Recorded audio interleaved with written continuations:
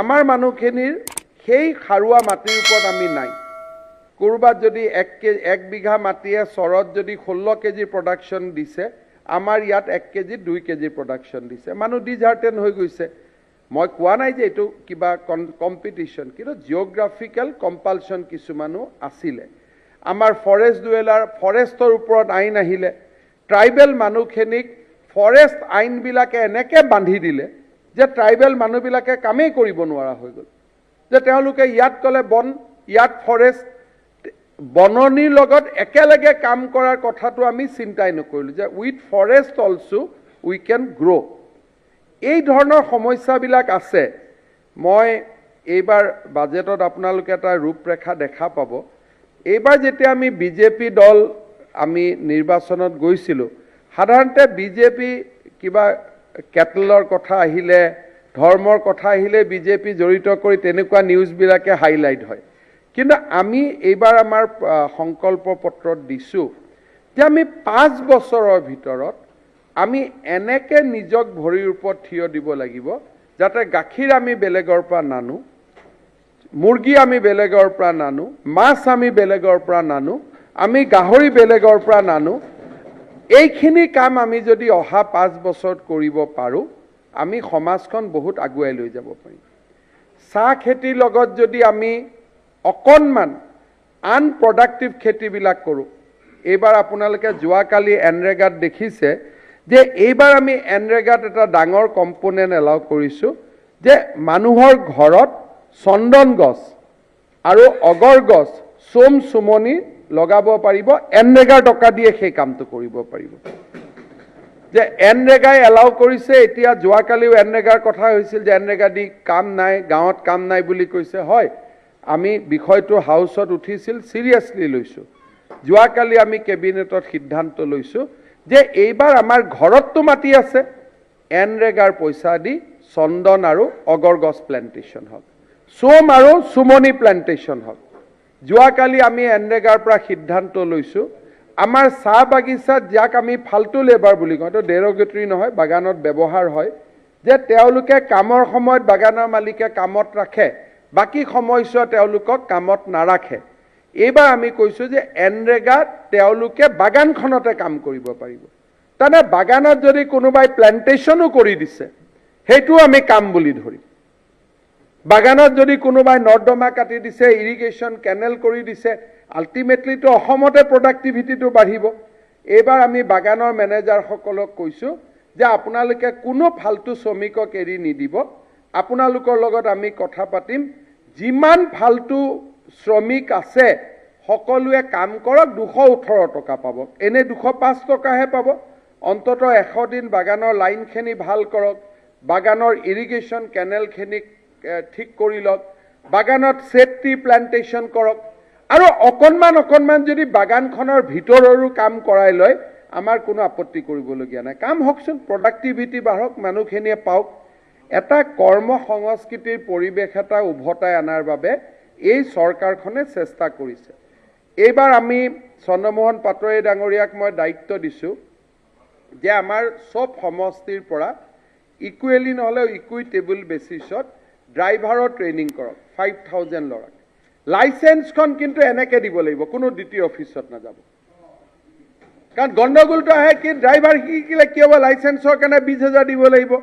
মই পাটোৱাৰী ডাঙৰীয়াক কৈছো যে লাইসেন্সখন আৰু মিঠাই পেকেট এটা একেলগে দিব যাতে দ্বিতীয়ক মিঠাই খোৱা কথা নহয় দ্বিতীয়হে যাতে মিঠাই খুৱাই দিয়ে যে আপোনালোকে এই লাইসেন্স পালে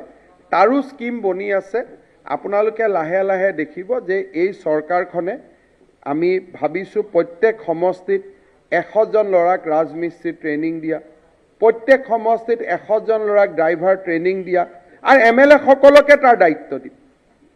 তাৰে ছোৱালীখিনিক অন্তত প্ৰত্যেকৰ সমষ্টিৰ পৰা 50 জনী ছোৱালী নাৰ্ছ সৃষ্টি কৰা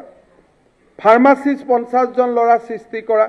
মই ভাবিছো যদি ভাল কৰি আমি প্লেনিং কৰিব পাৰো 5 বছৰত 5000 জন লৰা আমাৰ সমষ্টিৰ পৰা ভৰিৰ ওপৰত থিয় হোৱা লৰা আমি নিৰ্মাণ কৰিব পাৰিম কেতিয়াবা আমাৰ অসমৰ ওপৰত কথা আহে মই আকৌ এটা বেলেগ কথা কৈছো যে প্ৰত্যেক জাতি ডিএনএ বেলেগ আজি আমাৰ অসমীয়া লৰা ছোৱালী বিলাকে ট্ৰাইবেল লৰা ছোৱালী বিলাকে আমি যদি খেতি কৰা নাই আমি কিন্তু হস্পিটেলিটি সেক্টৰত আমি আছো আজি বাংগালোৰ মাদ্ৰাছত যদি আমি যাওঁ তেতিয়া হলে আমি ইয়াতে আমাৰ লৰা ছোৱালী কিন্তু আজিকালি অসমীয়া মানুহে কতো কোনো হোটেলত গৈ বেয়া কাম কৰিব নোৱাৰে কাৰণ কোনোবা এজন অসমীয়া মানুহ দেখা পায় গোৱাত যাওক কবাত যাওক কোনোবা এজনে মাত দিয়ে যে ছাৰ মই অমুকৰ হয় বুলি কোনো যাব নোৱাৰে বোলে কিবা এটা কাৰণত যাব খুজিছে এক্সপোজ কোনো যাব নোৱাৰে এনো মই অলপ সহজ ভাষাত কৈছো যে সব হোটেলতে অসমীয়া লৰা ছোৱালী পাবই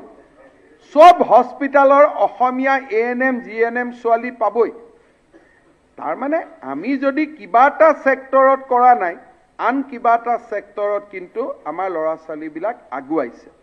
গতিকে আমাৰ যদি সমষ্টিত আমাৰ এই 5 বছৰৰ কাৰ্যকালত 100 গৰাকী নাৰ্ছ সৃষ্টি কৰিব পাৰো এএনএম জিএনএম 100টা ড্ৰাইভাৰ সৃষ্টি কৰিব পাৰো 100টা ৰাজমিস্ত্ৰী সৃষ্টি কৰিব পাৰো 100টা ৰং দিয়া মিস্ত্ৰী ঠিক কৰিব পাৰো 10 জন লেপটেক বনাব পাৰো এই ধৰণে আমি যদি এটা এমপ্লয়মেন্ট গ্ৰাফ এটা কৰি লওঁ আৰু এই ধৰণে আমি আগুৱাই যাম বুলি যদি ভাবো ডেফিনেটলি আমি কৰিব পাৰিম ইয়াৰ ওপৰত বাজেটত আপোনালোকে অলপমান কিবা এটা চিন্তা চৰ্চাৰ ৰিফ্লেকশন এটা দেখিব আজি আপোনালোক আচৰিত হ'ব যে আমাক কণী লাগে 512 কোটি টকাৰ আমি কণী অসমত প্ৰডিউস কৰো মাত্ৰ 52 কোটি তাৰমানে আজি কিমান গ্যাপ আছে যোৱাকালি মোক পদ্মদাই দেখুৱাইছে ধুনীয়াকৈ মোবাইলত যে বীৰ গৰু তেখেতে কন্যকাৰ কাৰণে আনি আছে এটা আমাৰ প্ৰত্যেক এমএলএ যদি কয় যে মোৰ সমষ্টিটো মই কাউ ৰিপ্লেসমেন্ট কৰিম অৰ্থাৎ আমি এবাৰ তিনটা কথা ভাবিছো যে আমাৰ সমষ্টি বিলাকত যদি আমি ডায়েৰী কোঅপাৰেটিভ কৰি আমি যদি ৰিপ্লেসমেন্ট ব্ৰিড আনো আৰু লগত আৰ্টিফিশিয়াল ইনসেমিনেশনও কৰো আমাৰ প্ৰডাকশন বাঢ়িব মানুহে প্ৰডাক্টিভিটি পাব আৰু গাখীৰ তাখীৰৰ মাৰ্কেট এভেইলেবল আছে কোনো অসুবিধা নাই কাৰণ 50 আৰু 500 কোটিৰ মাজত এতিয়াও 450 কোটি টকাৰ গ্যাপ আছে তাৰমানে আমি ইমান দূৰ যাব পাৰিম টু ৰিচ দা স্যাচুৰেশন আমি এই চিন্তা চৰ্চা বিলাক কৰিছো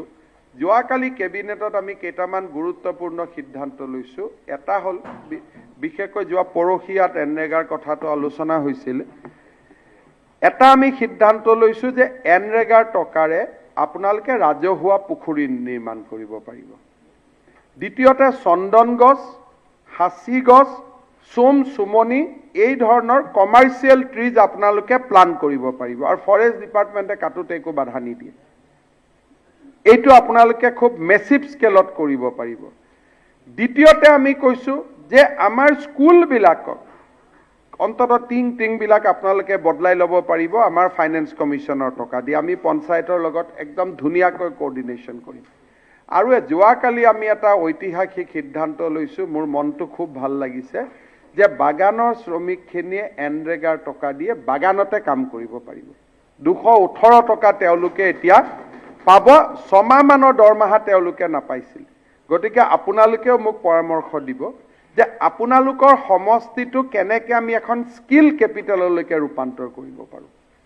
আমি যদি ভাবি লওঁ যে গহপুৰক মই স্কিল কেপিটেল কৰিম লামডিঙক মই স্কিল কেপিটেল কৰিম তাৰ কাৰণে মই কি কৰিব লাগে আৰু কনস্টিটুৱেন্সি স্কিল মিছনৰ আপুনি চেয়াৰমেন হৈ লওক যে মোৰ নেতৃত্বত এই 5000 জন লৰাক এমপ্লয়মেন্ট দিয়া কাম মই আৰম্ভ কৰিম মই নেতৃত্ব লম কোট কোনে গৰু চুৰ কৰিছে কি কৰা নাই এইবিলাক কথা পাতি থাকাতকৈ আমি এই কথাখিনি পাতিলে আমি বেছিকৈ আগুৱাই যাব পাৰি গতিকে মই ভাবো যে যেটো কৰ্ম সংস্কৃতিৰ কথা কৈছে অসমক আটাইতকৈ ডাঙৰ বিপদ হৈছে কি আমাৰ মিডিয়া আমাৰ ইন্টেলেকচুৱেল আমি ৰাজনীতি কৰা ব্যক্তিবিলাকে আমি আন্দোলন কৰা মানুহবিলাকক হিৰো আখ্যা দিওঁ কিন্তু এই যে কাজি নেমুক এটা এতিয়া যে ৰূপান্তৰ হৈ আছে তেওঁলোকৰ কিন্তু জাগা পেপাৰ আৰু মিডিয়াৰ আৰু পলিটিক্সৰ 3 নম্বৰ স্থানত সেইকাৰণে এইবাৰ আমি অসম ৰত্ন বঁটা আৰম্ভ কৰিছো এই বঁটা এইবাৰ আমি বুদ্ধিজীৱীসকলৰ কাৰণে কৰা নাই কোনজন অংগনবাদী কৰ্মীয়ে আটাইতকৈ বেছি শিশুৰ পুষ্টি সাধনৰ বাবে কাম কৰিছে তেওঁ এইবাৰ এই ৰত্ন বঁটাটো পাব কাৰ কমোডিটি অসমৰ বাহিৰত এক্সপোৰ্ট হৈছে কোনজনী মহিলাই 3টা গাহৰি ৰাখি গোটেই পৰিয়ালটোক শিক্ষিত কৰিছে তেনেকৈ এবাৰ মোক প্ৰাইজ দিওঁতে কৈছিল এই আকৌ প্ৰাইজ উলালে এই প্ৰাইজৰ ক্যাৰেক্টাৰটো বেলেগ হ'ব এই প্ৰাইজটো হ'ব যোনে কৰ্ম সংস্কৃতিক সন্মান দিছে হি হিউম্যান সোশ্যাল ডেভেলপমেন্টতে হওক ইকনমিক প্ৰডাকশ্যনতে হওক আমি যেটো সুকাফা দিৱসৰ দিনাখন আমি যেটো অসম ৰত্ন বঁটা দিম এই অসম ৰত্ন বঁটাটো আমি লিখা প্ৰবন্ধ লিখা মানুহে নাপায় তেওঁলোকৰ কাৰণে আছে আমি বিভিন্ন ধৰণৰ সাহিত্যিক পেনশন আদি তেওঁলোকৰ আছে সমাজত তেওঁলোকৰ বৰঙনি আছে তাক আমি স্বীকাৰ কৰোঁ কিন্তু বঁটা বুলিলে মানুহৰ এনেকুৱা ধাৰণা হয় যে প্ৰফেসৰ লেকচাৰাৰ টিচাৰ পলিটিচিয়ান এওঁলোকেই পাব নেকি কিন্তু এইবাৰ আমি অসমত আৰম্ভ কৰিব খুজিছো যে অসমৰ কাজি নেমু বাহিৰলৈকে এক্সপোৰ্ট কৰা লৰাজনেহে এইবাৰ অসম ৰত্ন বঁটা পাব আমি অলপ কাম কৰাও নাছিলো যোৱা 10 বছৰত এই ধৰণৰ কাম আমি কৰিব লাগিব লাহে লাহে এই সদনতো আন্দোলন কৰা কথা ধৰ্ণা দিয়াৰ কথাবিলাক বাদ দি লাহে লাহে আমি যদি এই মানুহবিলাকৰ জীৱনক লৈ যে কেনেকে পাঠশালাৰ আৰ্হিৰ দুগ্ধ উৎপাদন মই পশ্চিম গুৱাহাটীত কৰিব খোজো চৰকাৰে কি সহায় কৰিব কক তেনেকুৱা আলোচনা হওক যে মোৰ সমষ্টিত মই ড্ৰাইভাৰ ট্ৰেইনিং ইনষ্টিটিউট এখন কৰিব পাৰো প্ৰিন্সিপালে লাইসেন্স দিব পাৰিব নেকি তেনেকুৱা প্ৰশ্ন কৰক যদি এখন সাপোজ ৰনোজ পেগুৰ সমষ্টিত এখন ড্ৰাইভিং ইনষ্টিটিউট হল তেওঁৱে খুলিব ইনষ্টিটিউটখন এমএলএ ফান্ড দি গভৰ্ণমেণ্টে ক'ব এতিয়া দ্বিতীয় লাইসেন্স নিদি হে প্ৰিন্সিপাল জনকে আমি লাইসেন্স দিয়া পাৱাৰ দিম তেতিয়াতো ধুনীয়াকৈ ড্ৰাইভিং ইনষ্টিটিউট আমি খুলি ল'ব পাৰিম এতিয়া প্ৰশ্নটো কি ড্ৰাইভিং ইনষ্টিটিউট চলোৱা মানুহৰটো অকাল নাই সমষ্টিৰে 10 জন ল'ৰা আছে যোনে সিগনেল জানে সব জানে তাক প্ৰিন্সিপাল কৰি দিলো আন দুজনক প্ৰফেসৰ কৰি দিলো গাড়ী চলালে ধুনীয়াকৈ চলিলে প্ৰশ্নটো আহি যায় লাইসেন্স কোনে দিব 20,000 30,000 দিব লাগে গতিকে লাইসেন্স নাই এতিয়া আমি কম যে সেই প্ৰিন্সিপাল জনে লাইসেন্স দিব ঝামেলা শেষ গতিকে এই ধৰণৰ কথাবিলাকত যদি আমি হাউসে অহা 5 বছৰ সময় ইনভেস্ট কৰো আৰু টায়াৰ জ্বলোৱা মানুহবিলাকৰ কথা যদি নকওঁ বুলি চিন্তা কৰিলো যে এইবোৰ কথা আমি নাপাতো তেতিয়া দেখিব অসমত কৰ্ম সংস্কৃতিৰ পৰিৱেশ ঘূৰি আহিব কাৰণ যোৱা 10 বছৰত আমি তাকে নায়ক পাতিছো যোনে বেছিকৈ স্লোগান দিব পাৰিছে আমাৰ গোটেই পৰিভাষাটো আমাৰ বদলি আছিল এই পৰিভাষাটোৰ পৰিৱৰ্তন কৰি যদি আমি কওঁ যে অসমত যোনে ক্ষুদ্ৰ চাহ খেতিৰ আৰম্ভণি কৰিছিল সেই ব্যক্তিজন আমাৰ অহাবাৰ আমি তেওঁৰ বিষয়ে সদনত আলোচনা কৰিম পৰিৱেশ বদলি যাব আৰু সেই পৰিৱেশ আমি আনিব পাৰিম আমাৰ মডেল আছে পদ্মদাই এক দিশত আগবঢ়াইছে এইবাৰ আমি ধলপুৰটোক এটা মডেল কৰিব খুজিছো ইয়াত বেলেগ কথা নাই উচ্ছেদৰ আমি ডিসকাস কৰিব খোজা নাই মোৰ চিন্তা হল যে ধলপুৰৰ অৰ্গেনিক ফাৰ্মিং দি এবাৰ গুৱাহাটীয়ে খাব লাগিব ইয়াতে কোনে খেতি কৰিব দ্যাট উইল কাম সেকেন্ডাৰী তাৰ প্ৰডাকশনটো আমি কৰিব লাগিব যাতে আমি এইবাৰ অকনমান অৰ্গেনিক খোৱা খাব পাৰো এই গোটেই লাইন বিলাকত আমি আগুৱাই যাব পাৰিম সৰকাৰখন খুব মুকলি হৈ আছে আৰু মই ভাবো যে বহুত বেছি ইলেকশনৰ অংকও কৰি থাকাৰ প্ৰয়োজন নাই 5 বছৰ পিছত আছে এই কেদিনত আমি বহুত বেছি প্ৰগ্ৰেছ কৰিব পাৰিম আপোনালোকে নিজৰ সমষ্টিটো এটা স্কিল ক্যাপিটেললৈকে ৰূপান্তৰ কৰাৰ চেষ্টা কৰক মোদী ডাঙৰী এটা খুব ভাল কথা কৈছে ওয়ান ডিস্ট্ৰিক্ট ওয়ান প্ৰডাক্ট আমাক ভাৰতবৰ্ষত ইমান প্ৰডাক্টৰ প্ৰডিউচৰ প্ৰয়োজন আছে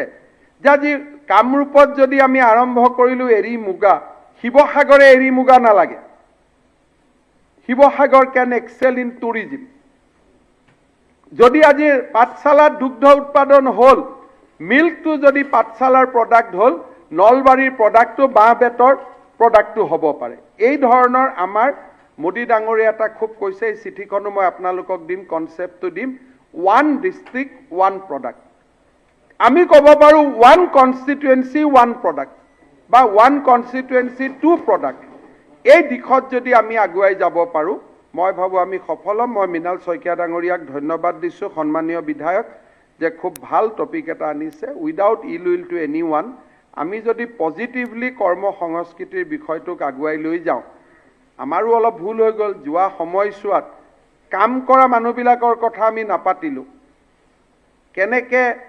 যিবিলাকে আসলতে কৰ্ম সংস্কৃতিৰ বিপৰীতে কাম কৰে তেওঁলোকৰ কথাই আমি পাতি থাকিলো সেইকাৰণে আমাৰ সমাজখন বেয়া হৈ গ'ল আজিকালি এনেকুৱা হৈ গ'ল যে সবতে সিম্বলিজম আজি কোনোবাত খেতি আমি নকৰোঁ কিন্তু ট্ৰেক্টৰখনত 2 মিনিটৰ কাৰণে উঠি আমি হৈ গ'ল কৃষক হৈ গ'লো এইটোৰ পৰা লাভ নহয় this symbolism has no value সিম্বলিজমৰ ওপৰত গৈ আমি কাম কৰিব লাগিব উই হেভ টু ট্ৰেভেল